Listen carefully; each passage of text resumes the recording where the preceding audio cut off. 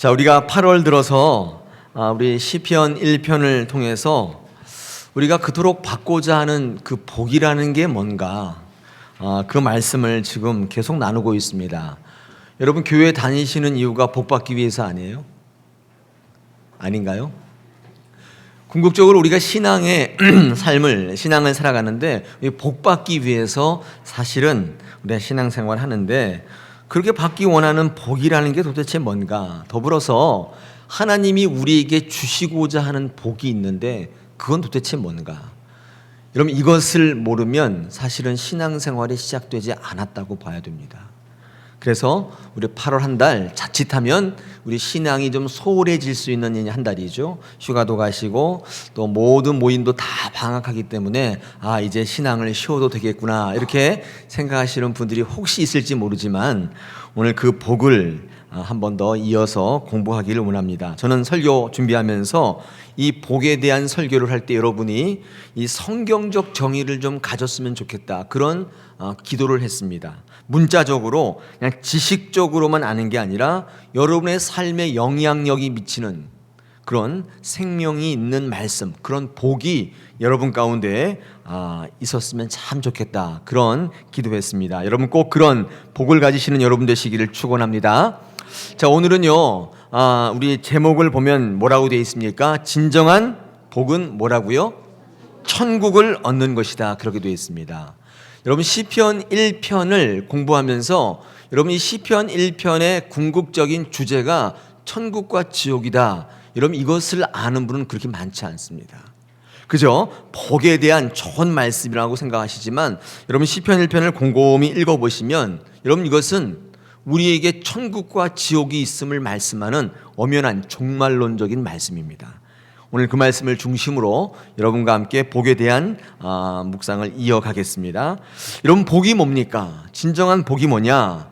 제가 이제까지 2주간 설명을 드렸는데, 여러분 신약 성경에도 이 복이란 단어가 있는데 복 이렇게 나와 있지는 않고요. 어떻게 되어 있냐면 좋은 것 이렇게 되어 있습니다. 우리 성경을 한번 찾아볼까요? 마태복음 7장으로 가보겠습니다. 마태복음 7장, 우리 복음서의 말씀인데 한번 찾아보시기를 바랍니다. 성경책 마태복음 7장, 여러분 7절부터 11절까지의 말씀을 한번 찾아서 읽어보겠습니다. 마태복음 7장입니다. 네, 여러분 잘 아시는 말씀이에요. 그래서 다 암송들을 하고 계시기 때문에 안 찾아도 되는 말씀이지만 읽어보겠습니다. 구하라 그리하면 너희에게 주실 것이요, 찾으라 그리하면 찾아낼 것이요, 문을 두드리라 그리하면 너희에게 열릴 것이니, 구하는 이마다 받을 것이요, 찾는 이는 찾아낼 것이요, 두드리는 이에게는 열릴 것이니라. 너희 중에 누가 아들이 떡을 달라 하는데 돌을 주며 생선을 달라 하는데 뱀을 줄 사람이 있겠느냐? 너희가 악한 자라도 좋은 것으로 자식에게 줄 알거든 하물며 하늘에 계신 너희 아버지께서 구하는 자에게 좋은 것으로 주시지 않겠느냐? 뭘로 주시지 않겠느냐? 좋은 것.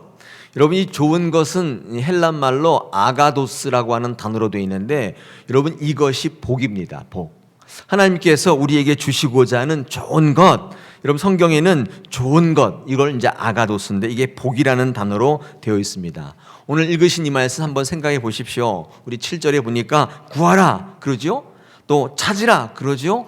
두드리라 그렇게 얘기합니다. 그런데 도대체 뭘 구하라는 것입니까? 뭘 찾으라는 것입니까? 뭐를 위해서 두드리라고 하는 것입니까? 우리가 이 말씀을 읽었는데 찾고 구하고 두드리는 것에 대한 목적을 생각해 본 적이 없어요. 목적어가 뭐예요? 뭘 구하고 뭘 찾고 뭘 두드려야 됩니까? 목적어가 뭐예요? 목적어. 목적어는 좋은 것입니다. 좋은 거.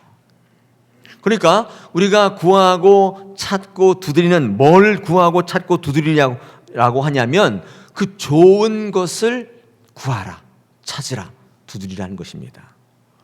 저는요, 우리가 쓰는 말 가운데 틀린 말이 하나 있는데 이런 겁니다. 물질의 복, 틀린 거예요. 물질의 은사가 맞는 것이죠. 건강의 복, 틀렸습니다. 건강의 은사가 맞는 겁니다. 여러분, 복 자체는 하나님이십니다. 하나님이세요. 왜요? 여러분, 제가 오늘 이 마태복음을 읽어드렸는데 얼핏 들으면 이 좋은 것이 뭐야? 이렇게 헷갈려 하시는 분이 있을까봐 다른 성경의 똑같은 부분을 한번 읽어보려고 하는데, 이 마태복음은 이 유대인을 위한 책이라고 그랬죠. 근데 이방인들은요, 이 마태복음 읽으면 뭔 말인지 잘 몰라요. 왜냐하면 이 마태복음은 유태인들이 읽는 글이기 때문에. 저와 여러분은 이방인이에요, 유태인이에요? 유태인이라고 생각하시는 분이 계시는데 영적으로 괜찮습니다. 근데 우리는요, 이방인이기 때문에 뭘 읽어야 돼요? 누가복음 읽어야 돼요. 누가복음은 이방인이 읽도록 만들어 놓은 복음서입니다. 자, 그러면 이 누가복음, 마가복음 7장 7절로 11절을 똑같은 말씀을 누가가 이방인이 읽도록 번역을 해놨습니다. 그게 어디 있냐면 누가복음 찾아보겠습니다. 11장입니다. 누가복음 11장. 누가복음으로 가겠습니다. 누가복음 11장 9절입니다. 9절부터 우리 13절까지의 말씀을 한번 똑같이 읽어보겠습니다. 마태복음과 똑같은 말씀인데 마태는 유태인이 읽도록 적어놓은 것이지만 누가는 여러분과 저와 같이 이방인이 읽도록 이해되도록 적어놓은 것입니다. 한번 읽어보겠습니다. 9절 시작. 내가 또 너희에게 이르노니 구하라 그러면 너희에게 주실 것이요 찾으라 그러면 찾아낼 것이요 문을 두드리라 그러면 너희에게 열릴 것이니 구하는 이마다 받을 것이요 찾는 이는 찾아낼 것이요 두드리는 이에게는 열릴 것이니라. 너희 중에 아버지 된 자로서 누가 아들이 생선을 달라 하는데 생선 대신에 뱀을 주며 알을 달라 하는데 전갈을 주겠느냐. 너희가 악한 자라도 좋은 것을 자식에게 줄 줄 알거든 하물며 너희 하늘 아버지께서 구하는 자에게 성령을 주시지 않겠느냐 하시니라. 아멘. 뭐가 다르죠? 우리 신약 성경 특히 마태복음에 좋은 것이 제가 복이라고 말씀드렸는데 이 좋은 것이 복이라고 하니까 잘 모르잖아요. 근데 누가복음에는 그 좋은 것을 뭐라고 풀이해 놨습니까? 성령. 여러분, 성령은 뭐예요? 하나님의 영. 다시 말하면 하나님이라는 거예요. 구하라. 뭘 구하라는 거예요? 하나님을 구하라는 거예요. 찾으라. 뭘 찾으라는 거예요? 하나님의 영, 하나님을 찾으라는 것입니다. 돈 찾고 건강 찾으라는 얘기. 물질회복, 건강회복, 그건 틀렸어요. 그 말 자체가 아니라는 거예요. 정말 우리에게 주시고자 하는 하나님의 복은 뭐냐? 하나님 자신이었습니다. 여러분, 누가는요, 이 글을 읽는 이방인들이 이해하지 못할까봐, 혹시 오해할까봐, 좋은 거, 그러면 돈 이런 걸 구해라, 그런 얘기구나, 이렇게 오해할까봐 딱 풀어놨어요. 너희 하나님을 구하라. 여러분, 좋은 것, 복은 뭐예요? 하나님이시라는 거예요. 하나님 그 자신입니다. 제가 언제 수요사경회 때 이런 말씀을 한번 드린 적이 있는데, 알라딘의 요술램프 읽어보셨습니까? 네. 책 좀 읽으세요. 네, 알라딘의 요술램프. 여러분, 거기에 이제 알라딘이 요술램프 싹싹싹싹 문대면 누가 나옵니까? 지니가 싹 나오잖아요. 그래서 그 지니가 이렇게 탁 팔짱 끼고 우람한 근육맨이 나와서 뭐라 그럽니까? 주인님 부르셨습니까? 무슨 소원을 들어드릴까요? 딱 그러죠. 그러면 이 알라딘이 멋진 궁전을 가져오라. 그러면 얘가 가서 지니가 아예 궁전을 떠갖고 오잖아요. 그리고 더 이상 뭐 시킬 거 없습니까? 없다 그러면 다시 램프로 싹 들어가잖아요. 그런데 그 이야기 중에 램프 뺏기죠, 악당에게. 그래서 램프를 찾아다 막 되찾으려고 막 이제 알라딘이 모험을 하지 않습니까? 제가 어렸을 때 그 동화책을 읽으면서 이런 생각을 했습니다. 참 어리석다. 왜냐하면 여러분, 그 소원을 말하라고 할 때 이렇게 얘기하면 되잖아요. 너 램프로 들어가지 말고 내 안으로 들어와라. 괜찮죠? 그러면 램프 잊어버려도 괜찮아요. 그까짓 거 뭐. 왜? 지니가 어디 있어요? 내 안에 있기 때문에 언제든지 내가 불러내서 내 소원을 말할 수 있잖아요. 여러분, 제가요, 예수 믿고 나니까 이 말씀이 생각나는 거예요. 왜 우리가 하나님 앞에 물질을 구하고 왜 하나님 앞에 건강 구합니까? 뭘 구하면 돼요? 하나님이 내 안에 계시도록 구하면 되는 거예요. 근데 왜 하나님 구하지 않습니까? 왜 매일마다 물질만 구하고 있어요? 어리석잖아요. 알라딘이야, 알라딘. 여러분, 우리는 더 이상 요술램프를 구할 필요가 없어요. 그렇죠. 도깨비 방망이 구할 필요 없어요. 로또를 사실 필요가 없다 그 말이에요. 누구를 구하면 돼요? 하나님을 구하면, 내 안에 하나님을 모시면 돼요. 그러면 그 모든 것들을 다 가지는 거예요. 여러분, 그것이 하나님께서 말씀을 통하여 우리에게 구하라고 명령하는 목적입니다. 여러분, 착각하시면 안 돼요. 기도하라고 하니까 하나님 이거 주십시오, 저거 주십시오 구하는데, 물론 그럴 필요 있죠. 우리가 필요한 것들이 있는데 궁극적으로 그것들을 주시는 분이 누구라는 거예요? 하나님이시라는 거예요. 하나님을 구하면 모든 게 다 해결이 돼요. 할렐루야. 여러분, 그래서 하나님을 구하는 자가 가장 복된 자임을 믿으시기를 바랍니다. 여러분, 히브리어의 복이라고 하는 단어는 바라크입니다. 제가 왜 이 히브리어를 또 같이 말씀드리냐면, 이 복이라고 하는 것, 바라크, 여러분, 이 바라크가 가지고 있는 거, 우리 창세기 1장 27절에 하나님 인간을 지으시고 맨 먼저 복을 주셨다 할 때 그 복이 바라크거든요. 이 바라크라고 하는 단어는 복이란 뜻도 있지만 중요한 뜻이 있어요. 그게 뭐냐면 무릎을 꿇다, 찬송하다, 여러분, 그런 뜻이 바라크에 있습니다. 여러분, 히브리 단어는요, 그 단어 자체가 굉장히 의미를 가지고 있어요. 이 단어를 공부하면 굉장히 중요한 메시지를 많이 발견하게 되는데, 이 히브리 단어의 복, 바라크는 어떤 게 복이냐면 이런 것입니다. 물론 좋은 것, 아가도스, 이것도 복이지만 하나님이 인간을 창조하시고 그들에게 제일 먼저 하신 일이 복을 주셨는데, 그들에게 복을 주셨는데 그 복이 뭐냐? 무릎을 꿇고 찬양할 수 있는 특권을 주신 거예요. 그게 이런 겁니다. 제가 한번 정리를 해보면 이런 거예요. 하나님이 내게 주어주신, 내게 심어주신 생기, 성령을 믿음으로 받아들여서 하나님이 나의 창조주가 되시고 이 땅을 살아갈 때 필요한 것들을 날마다 공급해 주시고 나의 모든 힘의 원천이시고 나의 피할 바위이시고 요새라는 사실을 믿고, 하나님이 내 인생을 책임져 주신다는 사실을 믿고 나가는 자, 그 자가 무릎을 꿇고 하나님을 찬양할 수 있다 그 말이에요. 제가 지지난 시간에 시편을 강의할 때 그런 말씀 드렸어요. 왜 찬양하지 않는가? 왜 감사하지 않는가? 복이 없기 때문이에요. 우리 시편 1편에 맨 먼저 어떻게 시작했다고요? 복이 있는 사람은, 왜 이렇게 시작한다고 그랬어요? 복이 있는 사람이 진정 하나님을 찬양하고, 복이 있는 사람이 진정 어때요? 하나님을 바라보고 하나님을 붙잡을 수 있기 때문에. 여러분의 의지가 아닙니다. 복이 없는 분은 하나님을 찬양 못해요. 오늘 우리 토부 찬양대가 하나님 찬양하셨죠? 여러분, 토부가 뭔지 아세요?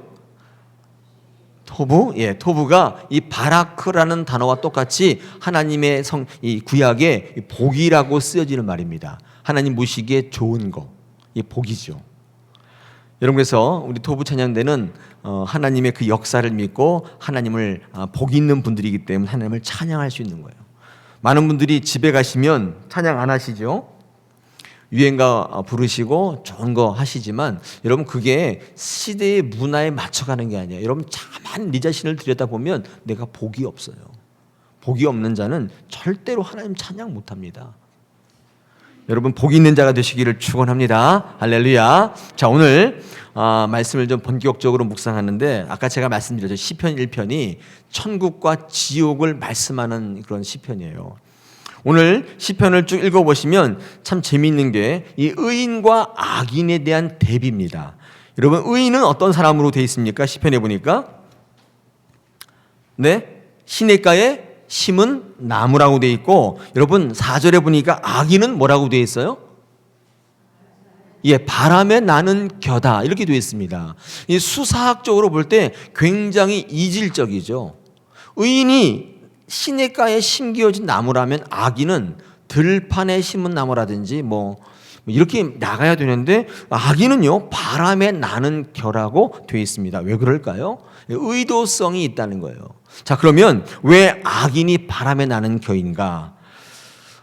굉장히 재밌습니다. 여러분, 겨라고 하는 게 뭔지 아세요? 겨.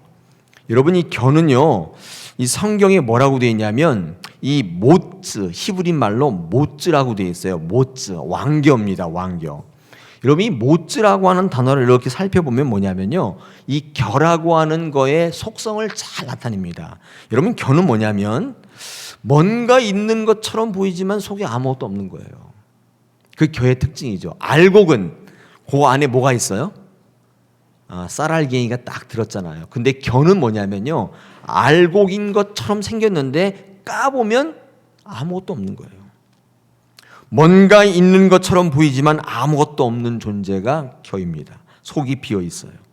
겉보기엔 화려해 보여요. 출세한 것처럼 보여요. 이 땅에서 잘된 것처럼 보이고 돈 좀 있어서 잘 사는 것처럼 보이고 성공한 것처럼 보이고 많은 분들이 박수 쳐서 자 복받았다고 얘기하는 것처럼 보여서 흥왕하는 것처럼 보이고 건강한 것처럼 보이지만 까보니까 아무것도 없다는 거예요. 그게 악인이라는 거예요.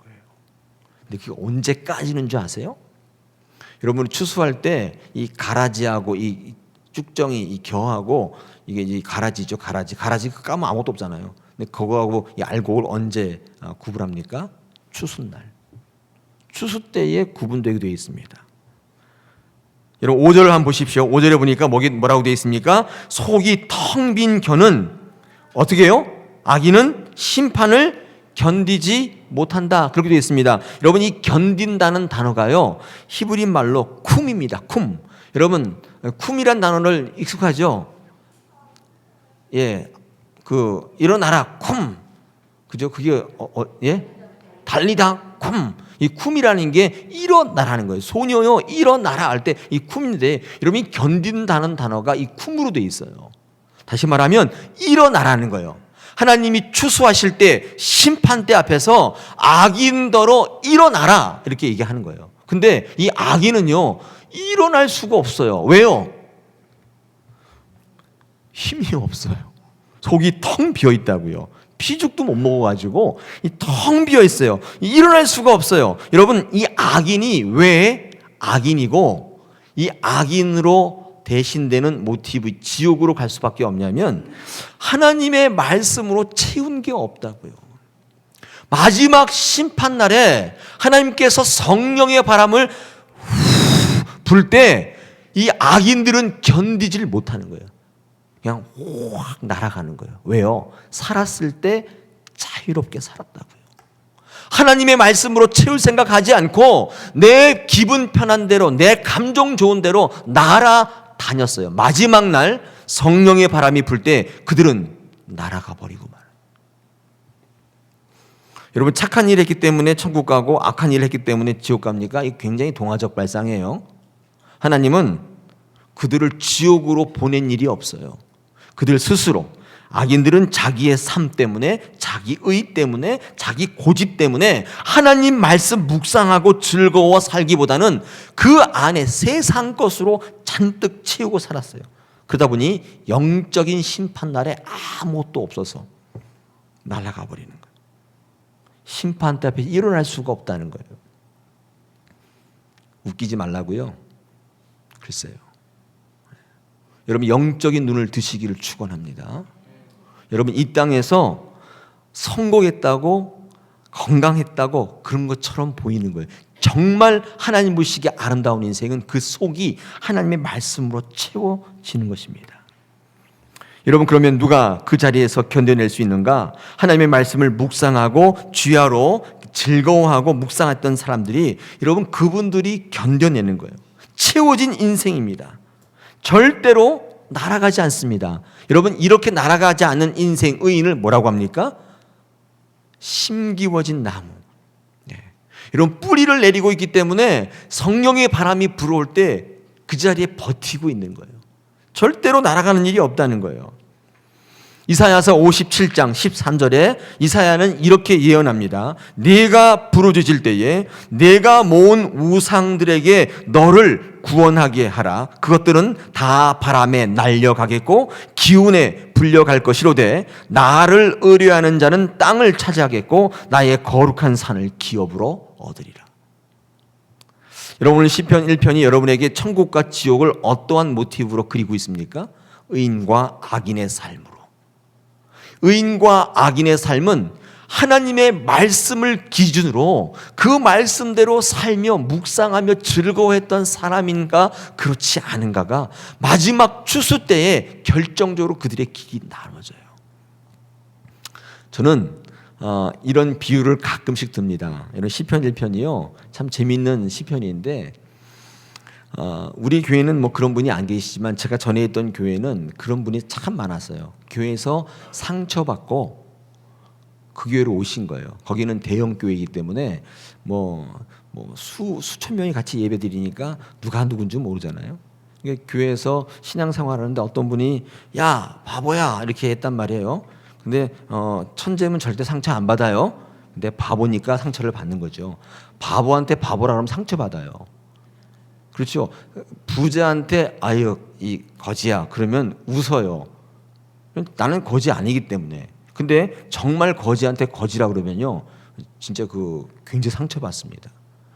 그 교회는 그런 분들이 상당히 많아요. 상처받으시고 오셔서 아무 사람들과 교제도 안 하시고 그냥 예배만 막 드리시다가 그냥 바로 가버리세요. 여러분 그럴 때에 본인은 예배 드렸다는 그 만족감은 있을지 모르지만 교제가 없으니까 신앙생활하는 게 쉽지 않겠죠. 저는 그분을 성경에서 빗대어 본다면 여러분 이게 교입니다. 특히 바람에 나는 교회예요. 이런 바람에 나는 교회의 특징이 속이 비어 있다는 것도 있지만 또 특징이 뭐냐면 자유로워요. 그러니까 바람이 부는 대로 와는 거예요. 이 교회에 왔는데 목사님의 메시지가 마음에 안 들어요. 성도님 나 상처를 줘요. 그럼 뭐라고 생각합니까? 이거 교회가 여기밖에 없어. 그리고 또 딴 교회 가시는 거예요. 근데 거기 다니시다가 또 마음에 안 들면 또 딴 교회로 옮기시는 거예요. 여러분 그런 분들을 우리는 시냇가에 심기워진 나무, 뿌리를 내린 나무라고 하지 않습니다. 여러분 뿌리를 내린다는 것 자체는 상처를 받는다는 것과 똑같은 단어예요. 한 곳에 정착하면 얼마나 상처가 많은지 몰라요. 여러분 총각으로 살 때, 처녀로 살 때 얼마나 자유롭습니까? 근데 결혼해 보십시오. 그 자체가 상처예요. 시부모에게 상처받고 아내, 부인, 남편에게 상처받고 심지어는 자식들한테 상처받고 여러분 그게 뿌리를 내리는 것입니다. 여러분 이것을 두려워하는 분들은 바람에 나는 겨가 돼요. 왔다 갔다 합니다. 여기 갔다가 여기 왔다 합니다. 여러분 자유롭고 좋은 것처럼 보이시죠? 그런데 뭐가 없어요? 바람에 나는 겨는 뭐가 없다고요? 뿌리가 없기 때문에 뭐가 없어요? 양분이 없어요. 다시 말하면 생명이 없다 그 말이에요. 여러분 생명이 없기 때문에 속이 비어 있을 수밖에 없어요. 자유롭기는 한데 상처를 안 받기는 한데 마지막 날 심판대 앞에 추수날 서면 성령이 바람이 불면 하나님이 가라고 한 게 아니에요. 자기가 지옥으로 날아갈 수밖에 없어요. 그런 삶을 살아간다는 거예요. 여러분 신앙생활 할 때 상처를 두려워하지 마십시오. 하나님께서 여러분을 성장시키기 위한 고육책입니다. 여러분 교회는 이 바르트가 말한 것처럼 지구상의 가장 불완전한 존재입니다. 단체예요. 오히려 학교보다도 회사보다도 불완전합니다. 왜냐하면 각양각색의 상처받은 분들 또 마음에 부담이 있는 분들이 다 모여있기 때문에 여러분 교회 오시면 이런 그런 말들이 난무합니다. 그러나 우리가 말씀으로 우리 안을 채우기 시작하면 여러분 그런 것들이 오히려 여러분들을 성장시키는 중요한 모티브가 돼요. 가장 능력 있는 교회가 어떤 교회라고 그랬어요? 완벽한 사람들이 다 모여있는 교회가 아니라 정말로 불완전하고 상처받고 또 많은 능력이 없는 분들이 교회에 와서 말씀으로 온전해지는 것을 목도할 수 있는 교회예요. 그게 가장 능력 있는 교회예요. 왜 교회가 이 모양이야? 왜 교회가 맨날 이렇게 사람들이 이 모양이야? 여러분 그런 말씀 하실 필요가 없어요. 그런 분들이 하나님의 말씀으로 훈련받고 은혜 받으면 놀랍도록 변화되는 것입니다. 거기가 가장 능력 있는 교회입니다. 어느 교회를 가보십시오. 완전한 교회란 지구상에 없어요. 여러분 그렇기 때문에 사단은 여러분을 넘어뜨리기 위해서 항상 뭐를 들고 나오냐면 사람을 보라고 얘기하는 거예요. 목사를 보라는 거예요. 저게 목사냐는 거예요. 여러분 이것은요 교회 2000년 역사 가운데 늘 있어 왔어요. 여러분 제가 말씀드리잖아요. 여러분 예수 믿고 지금 은혜 받으시고 정말 믿음이 좋으신데 여러분 주변에 정말 은혜 받은 믿음 좋은 분 보고 예수 믿으셨어요? 저의 경우는 그렇지 않습니다. 제 주변에 그런 분들이 별로 없어요.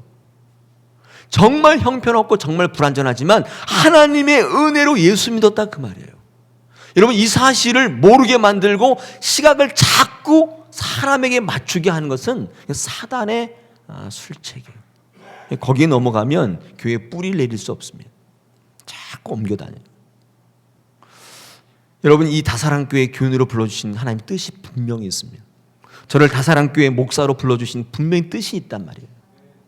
여러분 그것을 피하지 마셔야 돼요.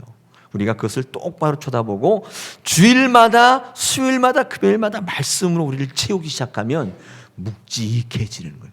뿌리를 내리게 되는 거예요. 그럴 때 언제인지 모르지만 성령의 바람이 불어올 때 우리는 날아가지 않는다. 그 뿌리로부터 좋은 영양분이 생명이 올라와서 우리의 모든 것들을 채우는 거예요. 여러분 이 뿌리 내린 나무 보십시오. 얼마나 상처가 많아요. 동네 개구장이들이 와서 오줌 막 갈기고 지나가는 과객들이 칼로 자기 이름 막 새겨놓고 막 뭐 걸어놓고 상처라고요. 그런데 그 나무는 생명을 갖고 있다. 바람에 나는 겨가 되지 마십시오. 이 왕겨, 이 못즈라고 하는 단어, 이 시편 1편이 악인, 지옥으로 갈 수밖에 없는 악인을 대비할 때, 수사할 때 이 겨라는 단어를 썼던 것에 여러분 주목하셔야 됩니다. 여러분은 뿌리 내린 나무입니까? 아니면 바람에 나는 겨입니까? 오늘 말씀으로 여러분을 채우시고 말씀으로 뿌리를 내리신 여러분 되시기를 축원합니다. 여러분 말씀을 들을 때에 이해가 되지 않고 고지고지 까먹잖아요. 그래서 어떤 분은요 말씀 듣는 것 자체를 포기하시는 분이 있어요.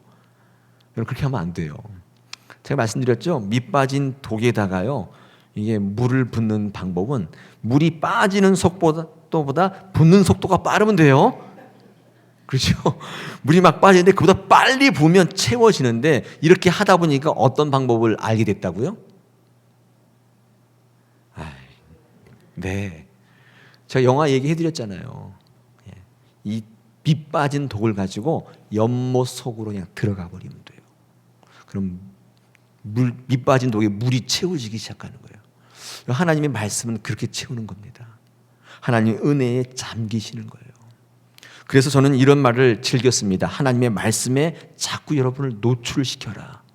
왜 저 목사는 저렇게 입만 열면 예배인가? 지겨워 죽겠다. 힘들어 죽겠다. 여러분 그렇게 말씀하지 마십시오. 우리가 말씀에 노출되지 않으면 여러분 하시는 말씀 좀 자꾸 까먹잖아요. 여러분 생각나지 않는 말씀이 여러분의 삶에 어떤 영향을 미치겠어요. 그래서 그 밑 빠진 독을 안고 연못 속으로 하나님의 말씀의 은혜 속으로 그냥 풍덩 빠지면 돼요.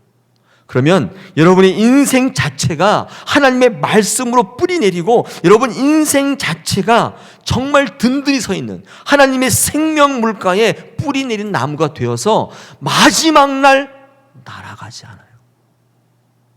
여러분 이것이 하나님의 복입니다. 요한일서 5장 3절에 이렇게 되어 있습니다. 하나님을 사랑하는 것은 그의 계명을 지키는 것인데 결코 무거운 것이 아니다.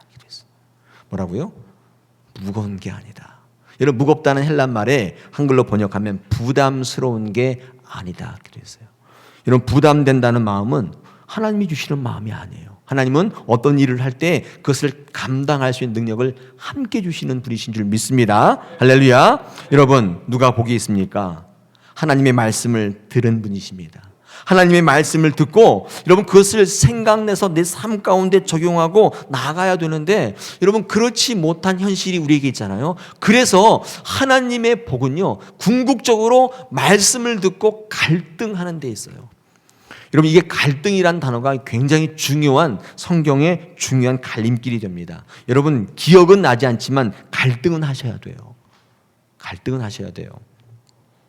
갈등이 없으면 아무런 영향력이 없습니다. 하나님께서는 오늘도 우리에게 이 말씀 듣고 이제 오늘 예배 끝나고 세상으로 나가면 또 물질이 좋고 건강이 좋고 출세가 좋아지는데 그때 뭐라고 생각이 나야 돼요? 이거 복 아니지. 내가 하나님의 말씀을 듣고 그 말씀에 내 뿌리를 내리고 온전히 하나님의 시각으로 바뀌어서 마지막 날 궁극적으로 천국을 얻는 거, 생명을 얻는 게 그게 복이지. 여러분, 이 말씀이 떠올라야 돼요. 그러면 탐욕스러운 삶을 살지 않게 됩니다. 우상을 숭배하는 삶을 살지 않게 돼요. 여러분, 그게 말씀이 위대한 것입니다. 이 말씀은 듣긴 들었는데 아무것도 갈등한 적이 없어요. 그 안에 오로지 자기만 있어요. 나만 있어요. 여러분, 텅 비어 있어서 마지막 날 날아가는 것입니다.